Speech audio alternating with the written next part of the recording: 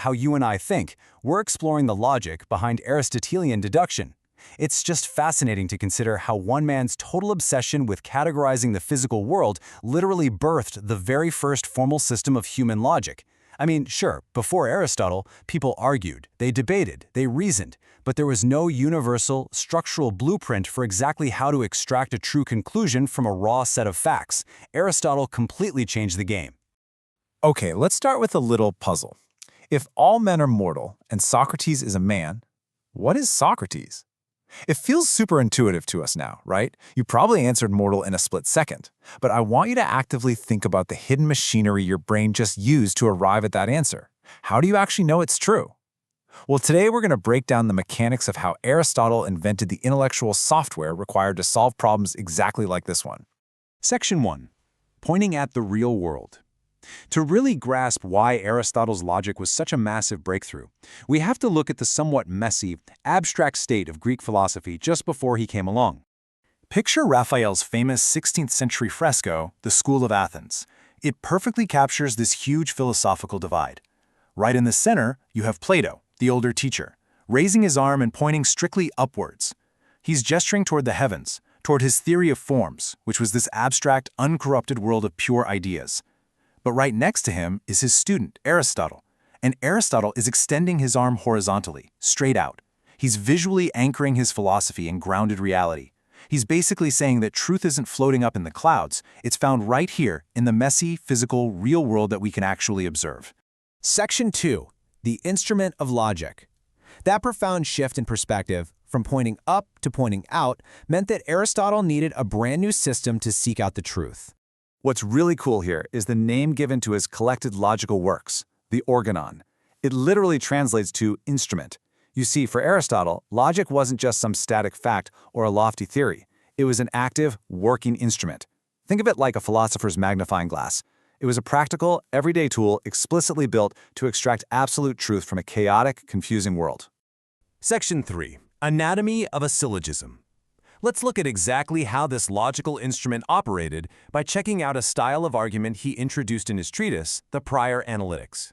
Enter the syllogism, or deduction. Let's slow down for a second and verbally stack these premises to see how the architecture holds up. Step 1 sets a universal boundary. All men are mortal. Step 2 introduces a specific data point. Socrates is a man.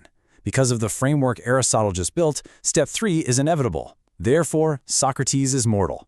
The conclusion is undeniably true because all men acts as a subset of mortal beings. Socrates falls perfectly into the category of men, which means he's automatically captured by the larger category of mortals. It's just flawless categorization. But Aristotle didn't just stop at clever wordplay. He did something truly revolutionary. He pioneered the use of alphabet letters to express these universal relationships.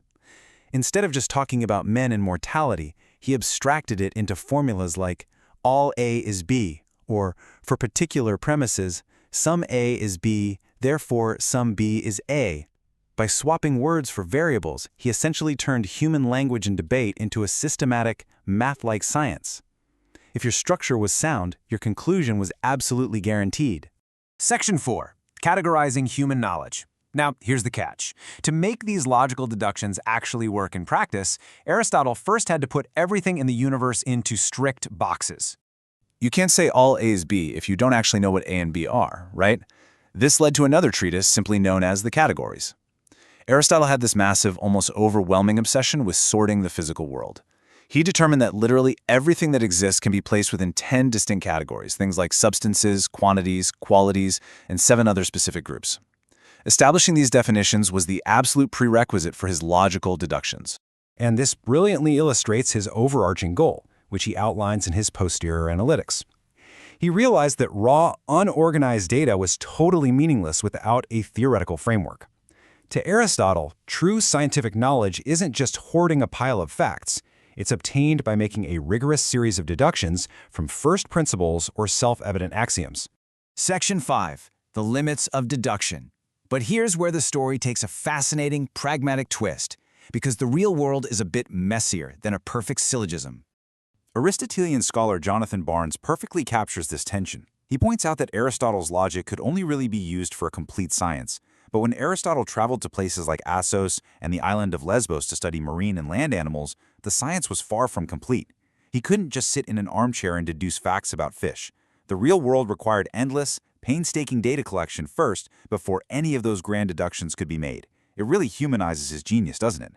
And this hands-on necessity built the foundation of the modern scientific method. Aristotle had to get his hands dirty. He quite literally cracked open a brooding hen's egg every single day to meticulously record the development of the chick embryo inside. When he didn't know something about marine life, he went and interviewed the local fishermen and hunters. He deeply prioritized practical, empirical observation. And remember, he was doing all of this without modern instruments. No thermometers, no barometers. He was building colossal theories around highly incomplete data. Which leaves us with a truly compelling final question to consider. Because Aristotle was so thorough and his logic so incredibly powerful, his views became deeply entrenched. For centuries, his geocentric model of the universe and his chemical theories were treated as absolute fact. So we really have to ask, did Aristotle's immense authority ultimately help or hinder the progress of human scientific discovery? On one hand, his empirical approach and invention of formal logic are the bedrock of how we think today. On the other hand, his sheer intellectual dominance made it incredibly hard for later, more accurate theories, like Copernicus putting the sun at the center of the solar system, to gain any traction.